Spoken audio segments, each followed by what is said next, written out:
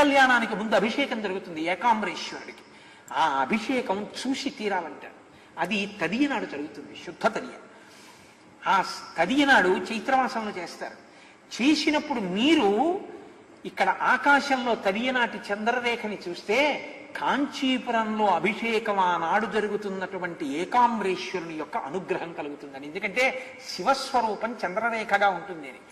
కాంచీపురంలో మీకు ఎవరైనా బాగా తెలుసున్న వాళ్ళు ఉంటే ఆ అభిషేకం జరుగుతున్నప్పుడు ఫోన్ చేస్తారు, అయ్యా బయటికి వెళ్ళి చంద్రరేఖ చూడండి అని ఫోన్ చేస్తారు. నాకు ఈ సంవత్సరం అలా ఫోన్లు వచ్చాయి, అయ్యా అభిషేకం పూర్తవుతోంది, మీరు బయటికి వెళ్ళి చంద్రరేఖను ఒకసారి దర్శనం చేయండి. నిజంగా మీరు ఈ మాట గమనించండి, ఆ రోజు చంద్రుడు చాలా గమ్మత్తుగా ఉంటాడు. కాంచీపురంలో చాలా వైభవం ఉందండి. కాంచీపురంలో శివలింగం అక్కడ ఉంటుంది. ఇక్కడ గోడకి పైన కన్నాలు ఉంటాయి, కొన్ని కన్నాలు. ప్రతిరోజు సూర్యకిరణాలు పడతాయి. పడినటువంటి సూర్యకిరణాలు ఒక గడప వరకే వెళ్ళి